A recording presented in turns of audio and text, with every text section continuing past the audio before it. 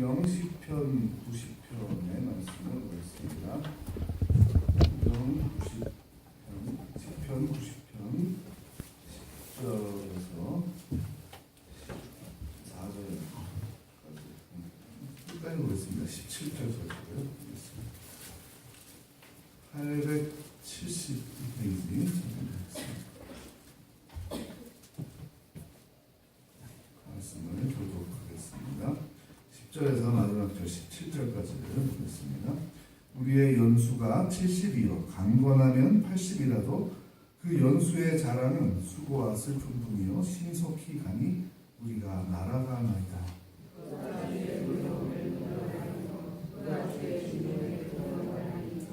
우리에게 우리날 계수함을 가르치사 지혜로운 마음을 얻게 하소서.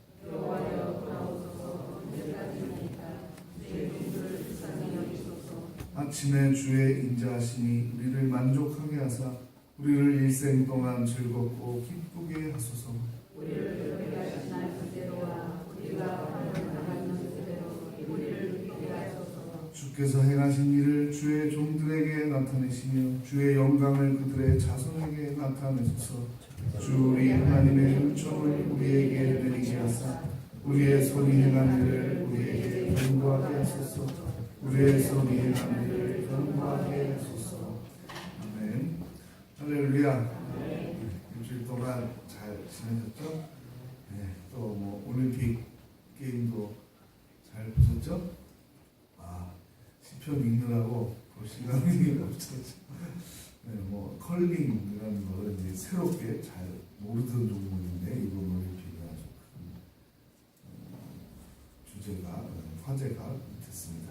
은메달로 예배드리는 시간에 끝나서 잘 못 봤는데 하여튼 한국 사람들이 참 스포츠도 잘하는 것 같아요. 그것도 감사한 일인 것 같아요. 응원할 일이 많으면 좋은 거죠.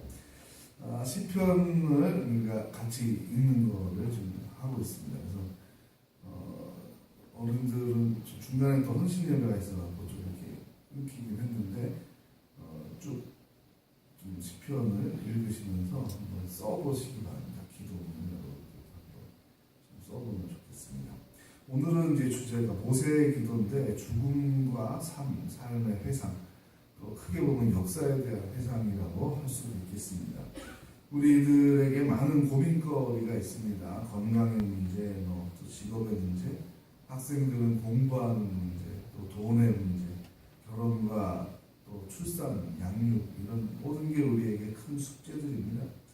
그런데 가장 큰 문제는 죽음이죠. 이건 정말 누구도 경험해 보지 않았고 이렇게 죽으면 돼 이렇게 말할 수 있는 사람이 어디 있겠어요. 아무도 안 해본 거지 않습니까? 가장 두렵고 가장 미개척인 것이 바로 죽음입니다. 그래서 늙어간다는 것은 죽음과 가까워진다는 것이기도 하기 때문에 우리에게 근본적인 불안과 스트레스가 있습니다. 존재의 불안, 철학에서 그런 이야기를 하는데요. 신학적으로 봐도 우리는 참 불안한 존재죠. 그런데요, 역사를 돌아보면 더더욱 그렇게 그때 했으면 하나님께 더 잘 칭찬을 들을 텐데 그렇게 혼나지 않는 건데 심판받지 않는 건데 그런 이제 회상을 할 수가 있는 거죠. 모세는 출애굽의 인도자였고 얼마나 많은 사건을 경험했습니까? 본인 그냥 개인이 열심히 사는 것만 문제였으면 모세는 문제가 없었죠. 본인이 열심히 살고 하나님께 사랑과 칭찬을 들었던 인물입니다. 그러나 이 수많은 사람들을 데리고 출애굽을 해서 가나안에 들어가야 되는 사명이 있었기 때문에 얼마나 많이 마음고생과 또 중보하면서 스트레스, 하나님이 또 진노하시니 백성들에게 임하게 되고 백성들은 또 힘들면 애국으로 돌아가셨고 그 가운데서 아주 힘들었던 지도자가 모세입니다. 모세가 삶을 돌아보면서 이 90편을 지금 쓰고 있는데 이 평생이 참 순식간에 지나가는 것 같습니다. 우리가 하나님에게 구해야 될 지혜는 긍휼히 여겨달라는 것을 다시 한번 간구하게 됩니다. 그렇게 말하고 있습니다. 돌아보면 모세도 열심히 살았지만 아마 그런 회한이라는 게 있지 않습니까? 그때 내가 더 열심히 하나님을 잘 증거하고 설명하고 백성들이 불안하지 않도록 믿음을 잘 가질 수 있도록 했으면 그렇게 죽지 않고 심판받지 않고 가나안 땅에 같이 다 들어가는 건데 죽었던 많은 사람들의 그 무리들이 아마 떠오르지 않았겠습니까? 그러면서 회한의 눈물을 흘리고 있습니다. 무리는 티끌입니다. 먼지입니다. 화학기호, 탄소, 모든 동물, 식물이 다 죽으면 우리 사람을 포함해서요 탄소를 발생하게 됩니다. 산다라는 것은 과학적으로 말하면 산소를 들이마시고 탄소를 내뿜는 작용이 산다라는 것입니다. 그게 끝나면 탄소 덩어리로 돌아가게 됩니다. 전 지구적인 지금의 문제가 탄소가 너무 많이 발생돼서 사람들이 너무 많은 소비를 하고 너무 많은 짐승을 기르고 너무 많은 패스트푸드를 개발해서 또 자동차와 공장의 매연 이런 것들로 탄소가 너무 많이 발생해서 지구가 지금 여러 어려움을 겪고 있습니다. 사람의 몸은 참 연약합니다. 아무리 공부를 잘해도 병이 들고 또 죽으면 아무 소용이 없는 것이죠. 아무리 돈이 많아도 죽은 사람을 다시 살릴 수는 없습니다. 우리가 아무리 노력을 해도 과거로 또 돌아갈 수 없죠. 시간만큼 무서운 것이 없습니다. 그런데 이 시간이라는 것은 우리에게 절망을 주기 위한 것이 아니라 시간 안에서 우리가 하나님을 기억하고 영원을 사모하게 되는 거죠. 우리의 수명이 짧음을 아는 것이 지혜라고 말하고 있는데 그 가운데 절망하는 것이 아니라 하나님을 경외하고 주어진 이 삶의 가치를 더욱더 질을 높여서 하나님께 충성하고 이웃에게 유익한 삶을 살아야 되겠다. 그 마음을 다지는 것이 바로 지혜라는 겁니다. 그래서 우리의 미련함, 100년, 1000년, 10,000년 살 것처럼 탐욕, 내 것, 내가 더 가지려고 하는 이 어리석음을 불쌍히 여겨주시고 우리에게 하나님이 계심을 그리고 우리에게 죽음이 있음을 알게 하는 것, 깨닫게 하는 것이 바로 말씀 묵상의 또 지혜라고 말할 수가 있겠습니다. 그래서 우리가 죽음이라는 건 다 알고 있지만 잊어버리지 않습니까? 잊어버려서 문제잖아요. 모든 사람들이 내가 언제 죽는다라고 생각하면 그 죽기 한 달 전에 혹은 2달 전에 돈 이러고 살지는 않을 거 아니에요? 다 알잖아요. 우리가 언젠간 죽는다는 건 알지만 사람의 탐욕이 우리 죽음에 대한 망각을 가져옵니다. 또 욕망이 그런 망각을 가져오게 됩니다. 의미 있는 시간, 즐거운 시간, 감사와 가치를 고백하는 시간이 우리 삶의 행복이죠. 그러나 우리는 잘못, 악한 영의 미혹이 돼서 혹은 세상의 가치에 빠져들어서 헤어나오지 못해서 우리 참다운 하나님이 주신 생명에 대한 아름다움과 가치를 누리지 못하고 살 수 있습니다. 그것을 돌아보고서 후회할 때는 얼마나 큰 정말 뼈아픈 눈물이 나오겠습니까? 전쟁의 광기, 테러와 여러 범죄들을 볼 때마다 인간이 해놓은 여러 공적들이 수포로 돌아가는 그런 느낌을 갖게 됩니다. 쉰들러 리스트라는 영화가 있습니다. 세계의 2차 세계대전 당시에 히틀러가 유대인들을 말살을 하려고 정책을 펴둔 것에 대해서 쉰들러가 자기의 재산을 다 팔아가면서 유대인들을 구해내는 그런 영화죠. 어떤 사람보다도 많은 생명을 그는 구했습니다. 그래서 많은 사람들이 존경한다고 고백하고 어떻게 그렇게 위대한 일을 했느냐라고 물었을 때 쉰들러는 이렇게 회상을 하면서 눈물을 흘립니다. 내가 조금만 더 빨리 내 재산을 팔기 시작했더라면 그 사람들을 살릴 수 있었다고. 그러면서 눈물을 흘립니다. 우리 전도의 마음도 이런 게 아닐까 생각을 합니다. 내가 정말 조금만 더 그때 열심히 했으면 그 가정을 내가 구원할 수 있었을 텐데 열심히 사는 사람이 오히려 이런 후회를 할 수 있는 거죠. 모세도 열심히 했습니다. 중보를 얼마나 열심히 했습니까? 자기 목숨을 걸고 이스라엘 백성들이 가나안 땅에 들어가기를 늘 하나님 앞에 간구했던 지도자입니다. 그러나 그도 인생을 돌아보면 후회가 남는 거죠. 우리 인생이 참 약합니다. 어리석습니다. 그런 이야기를 하게 됩니다. 우리들도 10년 단위로 세월을 돌아보면 내가 10년만 젊었으면 이런 공부도 하고 또 뭐 이런 사업도 하고 이렇게 잘할 텐데 라는 생각을 하게 됩니다. 그래도 지금은 수명이 많이 늘었죠. 의학과 뭐 여러 기술 또 뭐 정보 이런 의료 시스템들이 잘 돼 있어가지고 지금은 70, 80을 사는 거는 흔한 일이 되었습니다. 근데 과거에는 하도 사람들이 일찍 죽으니까 환갑 잔치를 했던 거 아닙니까? 축하한다는 거예요. 60년을 살면 장수했다라고 축하를 해주는 거예요. 할아버지 할머니가 또 돼 있는 나이였죠 그때는. 근데 지금은 뭐 칠순잔치도 잘 안 하죠. 8순이 돼야 이제 잔치를 좀 있으면 아마 다들 90세 정도 돼야 이제 생일 잔치를 하고 100세 기념 잔치도 이제 많아질 것 같습니다. 근데 저희 부모님도 이제 설이나 추석 때 모이면 손자 손녀들 세배를 받고 그런 얘기를 하셔요. 내년에는 내가 없을지도 몰라. 근데 내가 너희를 사랑하지만 내가 지켜줄 수가 없어. 그래서 내 부탁은 너희는 하나님을 잘 믿어야 돼. 나는 내년에 없을지도 모르지만 하나님은 계셔. 그거를 요즘에 계속 얘기를 하셔요. 그게 손자 손녀들은 잘 무슨 말인지 잘 안 와닿는 그런 거지만 이제 우리들은 그게 잘 이해가 되죠. 왜 저런 말씀을 하시고 우리 마음은 있어도 영원히 내가 가족을 지켜줄 수 없잖아요.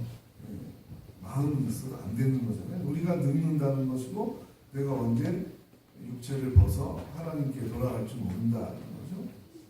그래서 우리의 인생을 돌아보고 시간이 많지 않다는 걸 생각하면 더 질을 높여서 사람을 사랑하고 가치 있는 일을 해야 되는 거죠.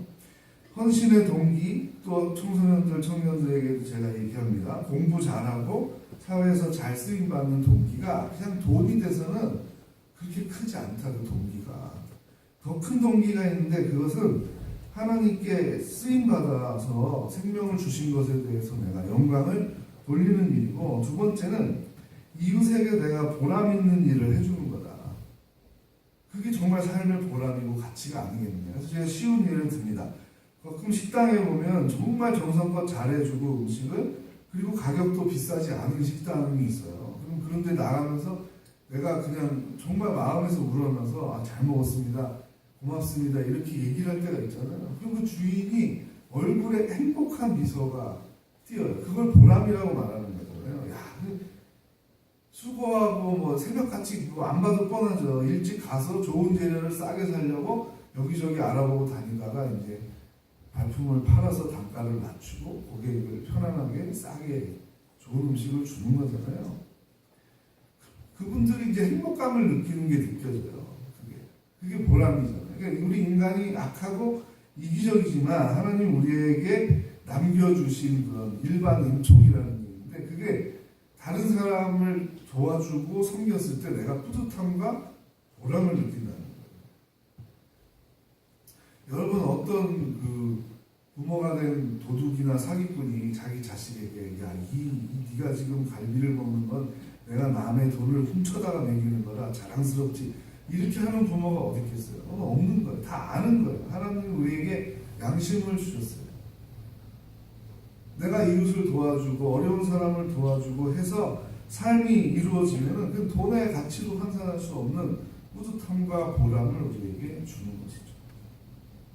그 지도자의 사명이에요. 지도자가 된다는 것은, 잘못된 지도자상은 그 권력을 통해서 내가 뇌물을 받고 다른 사람에게 갑질을 해대고 막 폭언을 퍼붓고 성질을 내고 이런 삐뚤어진 지도자상이 있지만, 성경에서 말하는 선한 목자와 참된 지도자상은 하나님과 사람 사이를 중보시키고 하나님 품으로 인도하고 생명의 길로 인도해서 보람 있는 삶을 사는 게 지도자의 모습이에요. 모세와 엘리야와 바로 이런 모든 예언자들의 삶이 그랬죠. 성경 안에 가득하게 쓰여 있습니다. 그래서 이런 시편을 읽으면서 야, 이렇게 위대한 지도자도 자기를 위해서가 아니라 백성들을 위해서 이렇게 마음 아파하는구나. 하나님 앞에 늘 중보하며 기도하고 우리를 불쌍히 여기소서, 우리를 긍휼히 여기소서라고 마지막 유언도 그렇게 하는구나라는 것을 보게 됩니다. 여러분, 우리 청년들과 우리 장년 성도 여러분 마찬가지입니다. 우리가 자존감이 높아져야 하나님께 사랑받는 것이 충만할수록 우리가 보람있고 가치 있는 일을 능동적으로 하는 거죠. 그래서 헨리 나우에는 이렇게 설명을 합니다. 하나님이 우리에게 음성을 들려주시는데 영적으로 건강하면, 민감하면 그 음성을 듣는다는 거예요. 그 음성의 중심 메시지가 뭐냐면 너는 내가 사랑하는 사람이다. 너는 내가 사랑하는 아들이다. 너는 내가 사랑하는 딸이다. 이렇게 부르신다는 거예요, 우리를. 근데 우리가 둔하거나 열등감에 빠지거나 교만하면 안 들린다는 거예요. 너무 스트레스를 받는다거나 다른 근심에 내가 이렇게 빠져 있으면 그 하나님의 음성을 못 듣고 사람들이 비난하는 거 혹은 사람들을 신경 쓰는 그런 거에 더 주눅이 드는 거죠.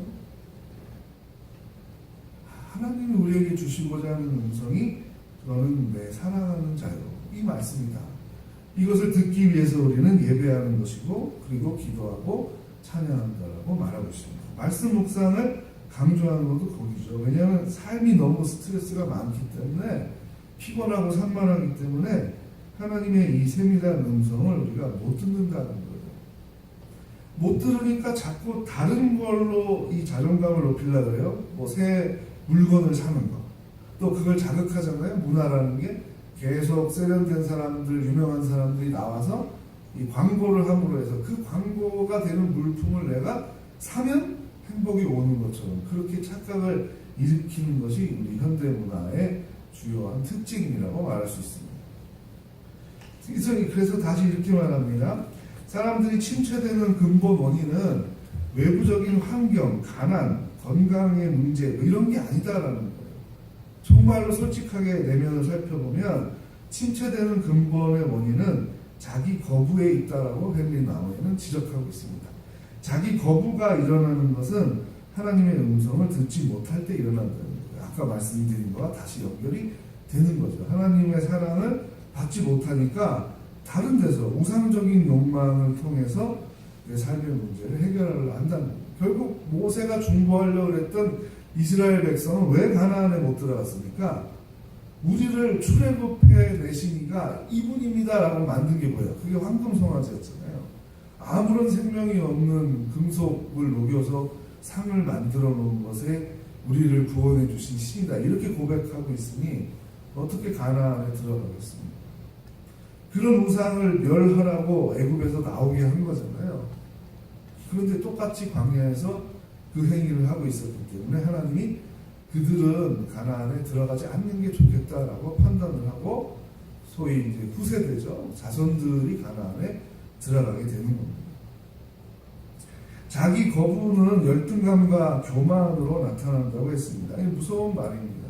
열등감은 자꾸 비교해서 다른 사람에게 나에게 없는 것, 다른 사람은 있고 나는 없는 거를 계속 나를 공격하는 것. 그게 열등감이죠. 교만함은 그 반대입니다. 이웃을 비교해서 내가 가지고 있는 것을 자랑하고 이웃을 무시하는 거죠. 그게 교만이에요. 둘 다 자기 거부라는 겁니다. 자기 거부는 뭐라 그랬어요? 하나님하고 멀어진 상태에서 나타나는 현상이거든요. 하나님하고 친밀한, 하나님이 사랑하는 자녀라는 걸 내가 느끼고 있는 사람은 이웃과 비교해서 나를 학대하거나 나를 우월하게 생각하지 않고 이웃과 동행하는 삶을 살게 됩니다. 동행하는 삶이라는 것은요, 같이 즐거워하고 같이 슬퍼하고 같이 위로하고 격려한다는 겁니다. 우리가 스포츠를 좋아하는 이유는 같이 힘을 내서 응원해서 이기면 같이 기뻐하는 거기에 그런 즐거움이 있는 거잖아요. 마찬가지로 우리 삶이라는 것은 거대한 스포츠 경기와도 같습니다. 우리가 자꾸 하나님과 멀어지게 하고 삶에 실패하게 하고 절망하게 하는 것이 악한 영이라고 하면 그 악한 영들과 우리가 장기적인 어떤 게임을, 스포츠를 하고 있는 거라고 볼 수 있습니다. 우리의 총감독은 하나님이에요. 하나님이 우리의 삶을 계속 이기는 삶으로, 결국 승리하는 삶으로 인도하고 있는 것인데 자꾸 우리가 흔들리고 게으르고 때로는 그냥 다른 목소리 이렇게 해야 되나 또 저렇게 해야 되나 하고 흔들리기 때문에 우리 삶의 실패와 불행이 더 커지는 것이죠. 죽음마저도 하나님과의 친밀함을 갈라놓을 수 없다는 것이 사도 바울의 로마서 8장에 있는 말씀입니다. 어떠한 것도 하나님과 우리 안에 있는 사랑을 끊어낼 수가 없다라고 선언을 하고 있죠. 그래서 우리가 하나님을 이제는 아버지라고 부를 수 있다라고 말합니다. 친밀하게 아빠, 창조주시여, 주인님이시여 이렇게 불러야 맞잖아요, 하나님을. 그러나 우리가 친근하게 하나님을 아버지, 제가 지금 이런 사정이 있는 거 아시죠? 우리 기도할 때 그렇게 하잖아요. 친밀하게 하잖아요. 그렇게 부를 수 있도록 허락을 해주신 것이 예수 그리스도를 통한 은혜죠. 그게 바른 정보예요. 바른 정보. 그러니까 계시를 바르게 우리가 이해하고 받아들이는 게 말씀 묵상의 힘이죠. 아, 그렇구나. 성경을 통해서 바른 정보를 내가 가져야 돼요. 스스로 내가 열등감에 빠지거나 우울증에 빠지거나 교만하면 바른 정보를 듣지 못한다는 겁니다. 나에 대한 바른 정보는 뭐예요? 하나님의 아들이라는 거예요. 하나님의 딸이라는 거예요. 그래서 다른 사람을 섬길 수 있는 기쁨과 그 에너지가 내 안에 있다는 거죠. 그걸 사용하는 거예요. 그걸 사용하면서 사는 게 뭐예요? 그게 하나님께 영광을 돌리는 거예요. 하나님께 영광을 돌리는 게 하나님하고만 관계가 있어요? 아니죠. 다른 이웃과도 관계가 있다는 거예요. 그걸 위해서 우리가 열심히 공부도 하고 직장생활도 하고 직장에서 여러 섬기는 일을 함으로 내가 월급도 받고 하는 거죠. 경제에 기여하는 바가 있어서 월급도 받고 하는 거죠. 그게 사회 아니겠습니까? 같이 더불어 사는 삶인 거죠. 우리 청소년부 겨울 수련회 때 성경 말씀이 아주 간단한 거를 강사 목사님이 전해줬어요. 뭐냐면 중풍병자가 평생 일어나지도 못하고 누워 있었는데 그 4명의 친구들이 그 침상에 각 모서리 그 귀퉁이를 들면 4명이 필요하잖아요. 4명이 들고 예수님을 찾아왔다가 하도 사람들이 많으니까 뭐 여기 아픈 사람 저기 아픈 사람 딸이 아픈 사람 아들이 아픈 사람 얼마나 많겠어요. 그러니까 들어갈 수가 없는 거예요. 그런데 사지가 멀쩡한 사람은 내일 다시 자기가 걸어오면 되겠지만 이 사람들은 이 중풍병자가 자기가 걸어와서 내일 내가 다시 걸어올게 가자 이렇게 할 수가 없잖아요. 굉장히 다른 거죠. 더 절박한 거죠. 그 생각을 하다가 보통 사람 생각을 못했겠죠. 그렇게 하는 거. 그것도 사실은 그 자체로 보면은 범죄잖아요. 남의 집에 지붕을 뜯어가지고 그 지붕에서 이렇게 내려서 예수님 급해요. 이 친구 먼저 봐주세요 하고 새치기를 한 거잖아요. 줄도 안 쓰고. 도덕적으로 보면 나쁜 짓이죠. 근데 여러분 보세요. 여기에다 누가 도덕을 생각하고 법률을 가택 침입죄 뭐 이런 거 생각하겠어요. 이 절박한 뭐예요? 예수님이 왜 이들을 야단치지 않고 왜 감동을 했을까요? 이 중풍병자도 불쌍하지만 이 중풍병자를 불쌍히 여기는 내 친구들의 정성을 보고 감동을 한 거잖아요. 백부장에게 왜 감동한 거예요? 자기 하인을 고쳐달라고 목숨을 걸고 따라왔잖아요. 그거에 그게 동행하는 삶이라는 게 그 약자를 생각하고 그를 긍휼히 여기는 마음이 어디서 온 거냐? 하나님에게로부터 온 거라는 거예요. 그게 지도자라는 거예요. 그 마음을 우리에게 줬을 때 하나님을 증거하는 거예요. 우리 원래 이기적이잖아요. 안 그렇잖아요. 그런 마음이 어디서 온 거예요? 땅에서 왔어요? 아니죠. 하늘에서 왔다라는 것을 우리는 알 수 있는 거예요. 하나님의 살아계심을 증명할 수 있는 겁니다. 우리의 삶이 그런 삶이 되길 바라는 거죠. 청년들 왜 지금 열심히 공부해야 됩니까? 왜 영어도 해야 됩니까? 왜 중국어도 해야 됩니까? 그냥 단지 돈 더 벌으려고? 그게 뭐 얼마나 동기부여가 되겠어요? 그거 아니라는 거예요. 그게 궁극적인 목적 아니라는 거예요. 하나님과 친밀한 관계, 하나님께 영광을 돌리고자 하는 바른 삶의 목적, 그리고 이웃에게 유익을 주고 연약한 이웃을 도우려면 내가 실력이 있어야 되잖아요. 그런 거예요. 그래서 공부도 해야 되고 참아야 되는 거고 자기 발전을 위해서 시간도 잘 사용해야 되고 그런 거죠. 그래서 삶의 질을 높이게 됩니다. 말씀을 읽고 묵상하면 시간을 써서 손해가 되는 게 아니라 내 시간의 소중한 것, 하나님께로부터 온 기회라는 것을 알게 되니까 더 하루하루를, 한 주 한 주를 질을 높여서 잘 사용하게 된다는 겁니다. 그래서 하나님께 영광을 돌리고 쓰임을 받을 수 있는 거죠. 그래서 오히려 장로교 세계관이 들어간 나라의 사람들의 정치, 경제, 과학, 기술, 문화가 발달했다는 거예요. 쇠퇴하지 않고. 여러분, 장로교가 들어간 나라들이 얼마나 발달했는지 몰라요. 스위스, 네덜란드, 미국, 그리고 우리나라, 스코틀랜드. 장로교가 주요 종교로 자리 잡고 있는 나라가 세계적으로 그렇게 많지가 않아요. 5, 6나라밖에 안 돼요. 200개 나라 중에. 그 나라들의 특징이 다 제가 새로운 걸 알았는데, 스포츠도 잘하더라고요. 네덜란드. 축구도 잘하는데 스케이트를 얼마나 잘 타는지 몰라요. 스위스 그 쥐꼬리만 나라가 보니까 이번에 금메달이 5개 들었고요. 미국 잘하는 거야 뭐 다 알잖아요. 이 장로교, 우리나라 이 장로교가 들어간 나라들이요. 정치, 경제, 문화 이런 즐거움, 이런 오락, 이런 스포츠 이런 거까지 다 왜 그런 생명력과 관계가 있는 거잖아요. 이게 다 그런 것 같아요. 우연이 아닌 것 같아요. 우연이 아닌 것 같아요. 하나님께 영광을 돌리자라는 이 표어가 삶을 정말 궁극적으로 생기 있게 만드는 굉장히 귀중한 삶의 목표입니다. 여러분 보세요. 돈 벌자. 돈 벌자. 이게 삶의 목표인 거고 하나님께 영광을 돌리고 이웃에게 유익을 줘서 역사에 내가 보람 있는 사람, 가치 있는 사람으로 이름을 남기고 후세에게 좋은 영향을 주자. 어떤 게 더 동기가 크겠어요. 단지 돈을 벌자. 이게 큰 게 아니라는 거죠. 하나님께 영광을 주는 이 표현은 굉장히 깊은 삶의 의미와 목적을 제시해 주는 귀중한 가치입니다. 그걸 위해서 우리가 지금 훈련을 받고 있는 겁니다.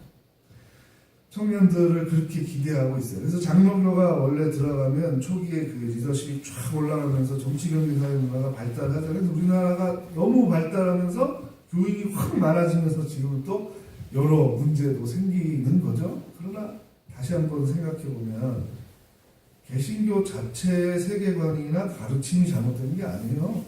세계적인 좋은 유산입니다. 자부심을 가질 필요가 있습니다. 그러나 우리 사람들이 잘못된 사람들이 나타나는 거죠. 지도자 중에도 나타나고 성도 중에도 나타나니까 개신교가 비판을 좀 받는 거지만 개신교의 정신은 세계 역사를 변형시키는 아주 건강한 정신입니다. 열심히 살아서 이웃을 도와주고 하나님께 영광을 돌리자는 건데 그 자체가 뭐가 잘못된 겁니까? 그걸 안 지켜서 문제인 거죠. 다시 한번 우리 장로교의 종교개혁 정신, 하나님께 영광을 돌리자라는 이 표어를 생각하면서 우리 청년들이 다시 한번 공부하는 일에 또 미래를 준비하는 일에 매진을 하면 좋겠습니다. 기도하겠습니다.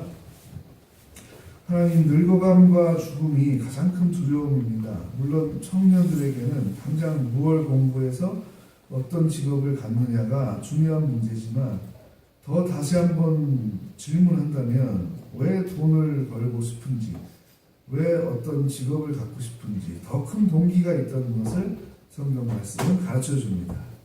하나님의 사랑받는 자들로서 하나님께 영광을 돌리고 이웃에게 유익을 주는 삶을 살고 싶습니다.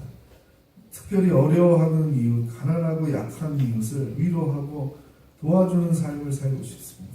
그런 삶을 통해서 우리의 삶이 더 보람있고 기쁘면 좋겠습니다. 우리 청년들을 그렇게 훈련시켜 주시고 사용하여 주시옵소서. 한국교회가 더 건강한 초심을 회복하게 도와주셔서 우리 개신교가 처음 우리 조선의 땅에 들어와서 슬픔을 이겨내고 또 절망을 이겨내고 정치, 경제, 사회, 문화, 의료, 과학, 기술 전 영역이 다 발달했던 것처럼 다시 한번 이런 종교개혁의 정신이 살아나게 하시고 한국교회의 지도자들과 성도들이 깨어 기도하며 하나님께 계속 쓰임받기를 간구하는 우리 교회들이 되게 하여 주옵소서. 이 땅의 청년들, 또 소망교회 청년들을 주목하여 주시고 이들을 사용하여 주시고 훈련시켜 주옵소서. 우리를 사랑하시는 예수님의 이름으로 기도합니다. 아멘. 이 시간 찬양하시면서 주님의 하신 일을